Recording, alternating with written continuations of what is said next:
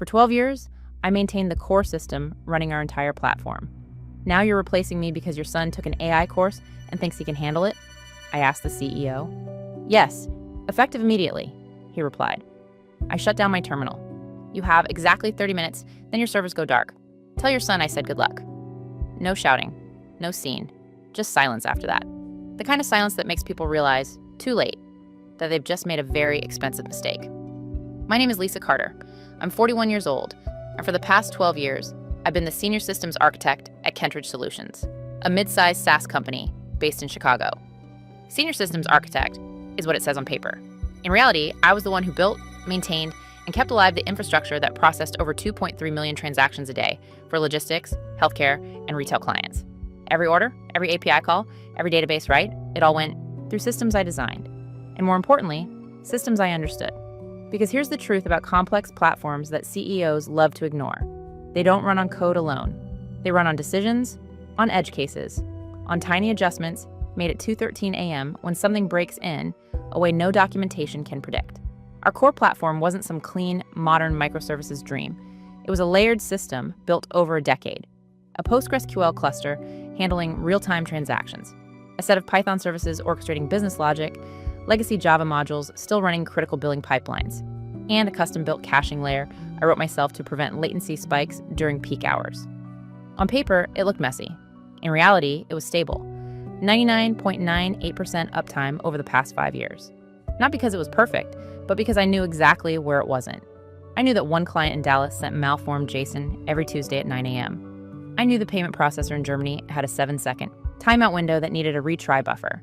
I knew that if CPU usage hit 82% on Node 3, it wasn't a scaling issue. It meant a specific cron job had stalled. None of that was in the documentation, because you can't document instinct. The trouble started 6 weeks ago, when our CEO, Daniel Mercer, announced that his son Ethan would be joining the company. Fresh perspective, he called it. Ethan was 24, recently finished an online AI certification program, posted a lot about machine learning on LinkedIn, used phrases like self-healing systems and fully autonomous infrastructure. He had never deployed a production system, not once. The first time we met, he walked into the server room wearing a white hoodie and asked me, "So when are we planning to replace all this with AI orchestration?"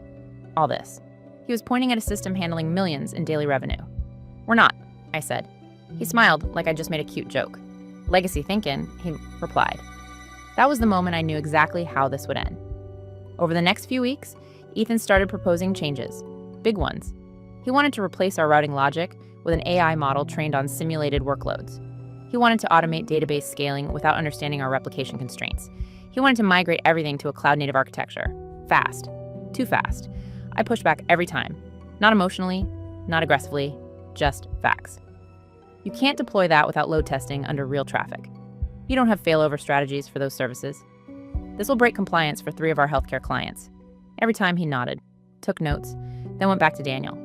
And Daniel believed him, because Ethan spoke confidently, because he used the right buzzwords, because he was his son. The meeting this morning wasn't a surprise. It was the conclusion. Daniel sat across from me in his glass office, hands folded like he was about to deliver good news. "Lisa, we've decided to transition to a more modern infrastructure strategy," he said. "Meaning?" I asked. "Ethan will be leading the migration.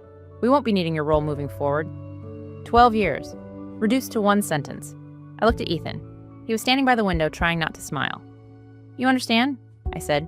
"That the system you're replacing isn't plug and play." Ethan stepped forward. "We've reviewed everything. It's all documented." That almost made me laugh. Almost. "Have you tested failover under peak load?" I asked. "We have simulations?" "Simulations?" I repeated. Daniel sighed.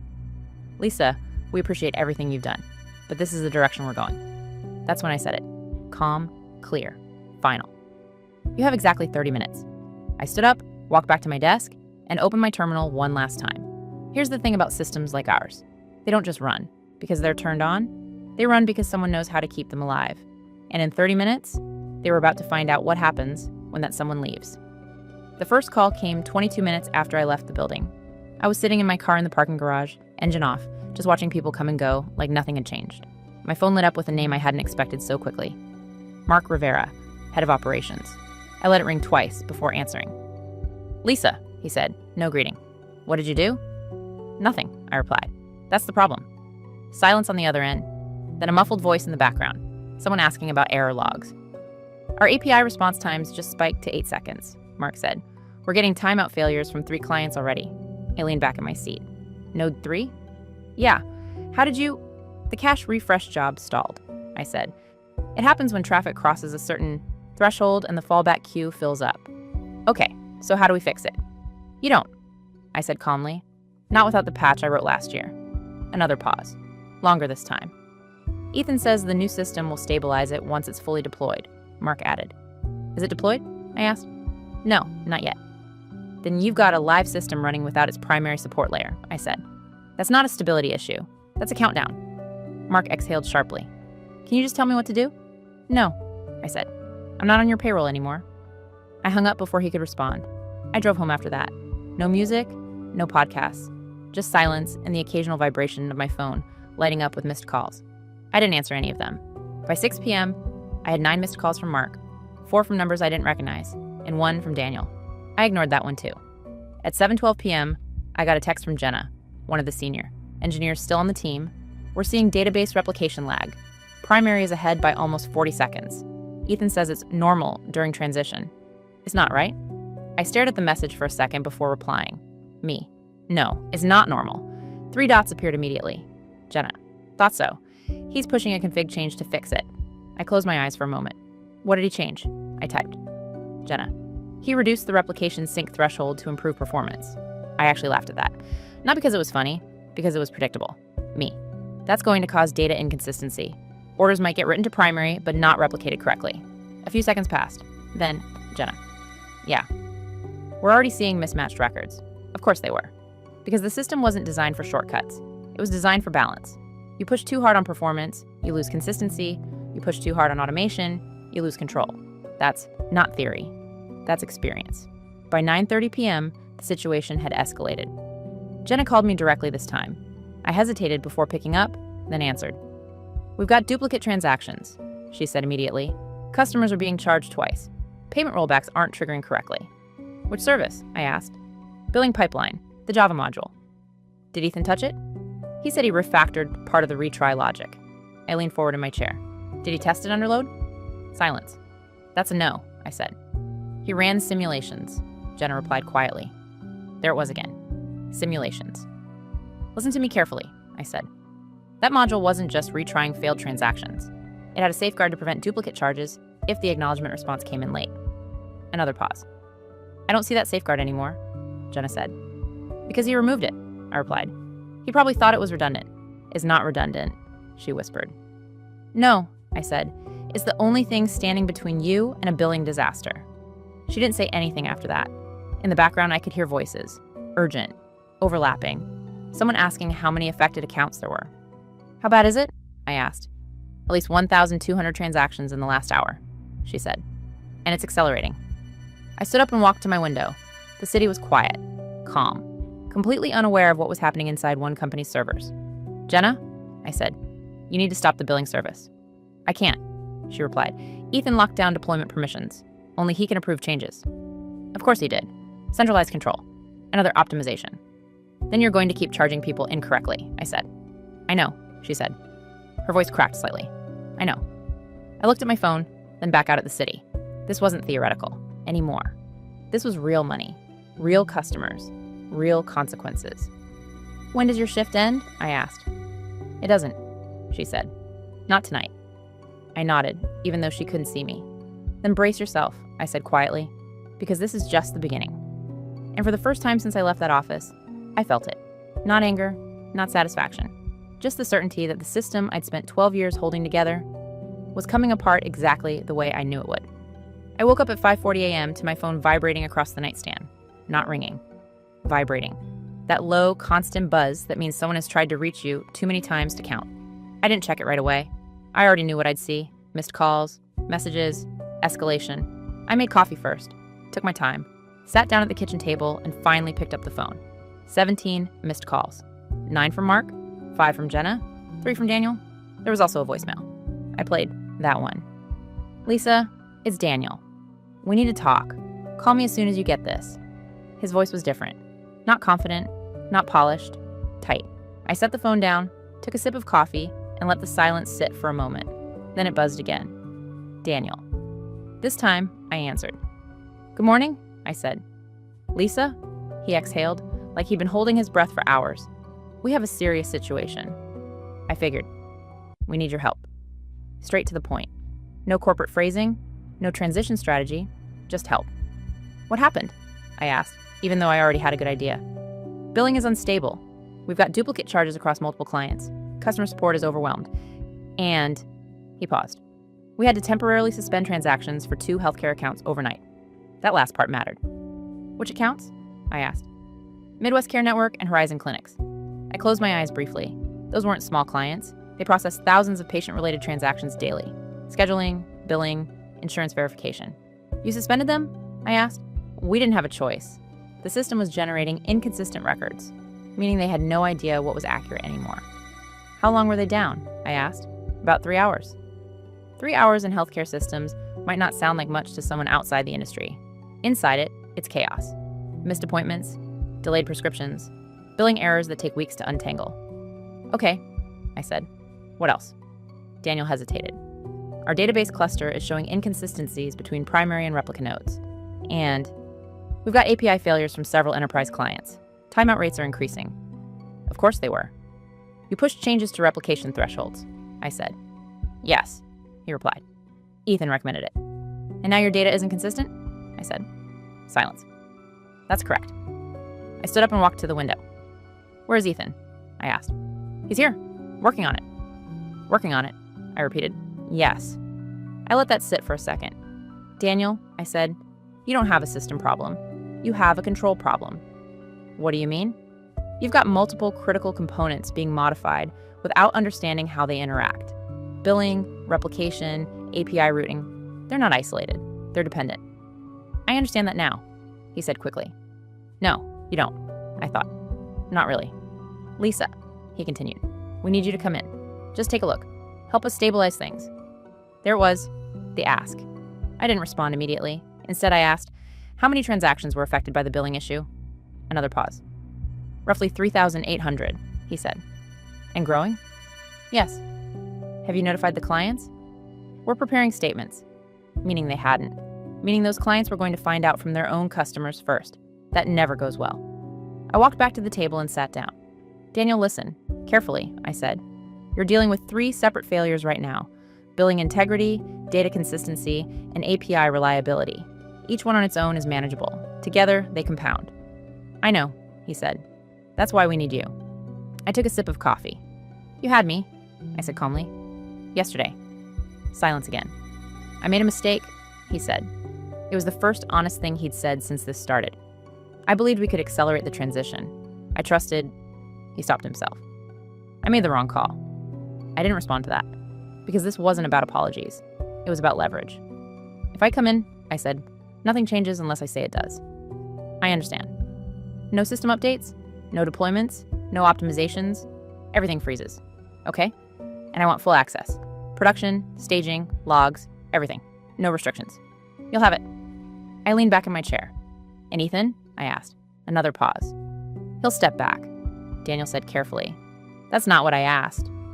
I can reassign him temporarily. No, I said. He doesn't touch the system. Not one line of code, not one configuration. Daniel didn't answer immediately. Lisa, he said. He's my son. And this is your company, I replied. Right now, those 2 things are in conflict. Silence stretched between us. Finally, he spoke. Fine. He steps away. I nodded to myself. Good. There was a shift in the conversation then. Subtle, but real. The balance had changed.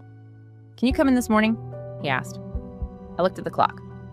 6:18 a.m. I'll be there at 8, I said. Not before. Thank you, he said, and I could hear the relief in his voice. I ended the call and set the phone down. For a moment, I just sat there, not feeling victorious, not satisfied, just focused. Because I knew exactly what I was walking back into. A system, under stress. A team stretched thin, and a company that had just learned the hard way that replacing experience with confidence comes at a cost, and they were about to pay all of it. I walked into the office at 7:58 a.m., 2 minutes early. Not out of habit, out of control. The lobby felt different, quieter, tense. The receptionist gave me a look that said she knew exactly why I was there but didn't want to ask.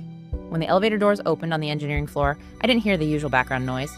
No casual conversations, no keyboards clacking in rhythm, just urgency. Jenna was the first one to spot me. She stood up immediately. Thank God. Behind her, the team looked like they hadn't slept. Half-empty coffee cups, screens filled with logs, dashboards flashing red warnings. Status, I said, dropping my bag at the nearest desk. Jenna stepped closer. Billing still paused for 2 clients. We stopped the duplicate charges, but we don't trust the data from the last 6 hours. Good call, I said. Replication? Still lagging. It's better than last night, but we're seeing inconsistencies between nodes. API? Timeouts dropped slightly, but we're still above acceptable thresholds. I nodded. 3 problems, just like I told Daniel. I turned to the room. Everyone listen up? The conversation stopped instantly. We're going into stabilization mode. No changes unless I approve them. No exceptions. If something breaks, we isolate it. We don't fix it on the fly. Understood? A chorus of tired but relieved voices answered, yeah. Good. I moved to my old workstation. They hadn't reassigned it yet. My terminal was still there, exactly how I left it. That told me everything I needed to know. They hadn't replaced me, they just removed me. I logged in. First step, verify the damage. I pulled up the billing logs. Jenna was right. Transactions from the affected window were unreliable. Some duplicated, some incomplete, some missing entirely. Jenna, I said, we're rolling back billing to the last verified checkpoint. That's 6 hours of data, she said. I know. We'll reconstruct it manually. She nodded without hesitation, because she understood the alternative. I switched to the database cluster. Replication lag was still present, but the real issue was deeper. Who changed the sync threshold? I asked. A junior engineer raised his hand. Ethan pushed it. I just deployed it. I looked at him. He wasn't defensive, just exhausted. Okay, I said. We're reverting it. I restored the original configuration and initiated a controlled resync. This will take time, I said to no one in particular. Don't touch anything until it's done. Next, API routing. The timeout spikes weren't random.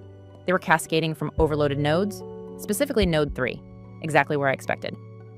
The cache. Layer isn't holding, I said. The fallback queue is overloaded. Jenna pulled up the metrics. Yeah, it's backing up fast. Because the patch isn't running, I replied. I opened the script I'd written the year before. Still there, untouched. I deployed it manually. Within minutes, the queue stabilized. Response times began to drop. Not perfect, but improving. By 11:30 a.m., we had containment. Billing was paused but controlled. Replication was syncing correctly. API failures were decreasing, not fixed, but no longer collapsing. Around noon, Daniel stepped onto the floor. He didn't interrupt, just stood there, watching. After a few minutes, I walked over. Status? He asked. Stabilized, I said. Not resolved. He nodded. What do you need? Time, I said. And no interference. You've got it. I studied his face for a second. The confidence was gone, replaced by something more useful. Understanding. Clients? I asked. We've started notifying them carefully. Good, I said. Be honest. It'll cost less in the long run. He nodded again. Then he said quietly, Ethan's not here. I assumed, I replied. I sent him home, Daniel added. He won't be involved moving forward. That wasn't my concern anymore. I walked back to my desk. The rest of the day blurred into execution. We rebuilt the billing records transaction by transaction. Cross-referenced logs, verified entries manually, slow, precise, necessary. By late afternoon, we reactivated billing for one client and no duplicates, no errors. That's how you bring a system back. Not with shortcuts, with discipline. At 6:45 p.m., I finally leaned back in my chair. The dashboards were mostly green. Not perfect, but stable. Jenna walked over and dropped into the chair next to me. I forgot what this felt like, she said. What? Things working? I almost smiled. Across the room, I could see engineers packing up, slower than usual, still cautious, but calmer. I looked at the main dashboard one more time. Transactions flowing, replication aligned, API response times within range. The system was breathing again. Not because it was new, not because it was automated, because someone understood it. Daniel approached one last time. Lisa, he said, I'd like to talk about your role going forward. I didn't look at him right away. Instead, I watched the numbers move across the screen. Then I said, we'll talk tomorrow. He nodded. Of course. As he walked away, I turned back to the terminal. There's a misconception in companies like this. The systems fail because they're outdated. That replacing them with something newer, faster, smarter will solve everything. But systems don't fail because they're old. They fail when the people running them stop understanding why they work. I shut down my terminal for the day. This time, not as a warning, as a choice. And as I grab my bag, I glance once more at the dashboard. Still stable, still running, exactly the way it was supposed to. Some things don't need to be reinvented. They just need to be respected.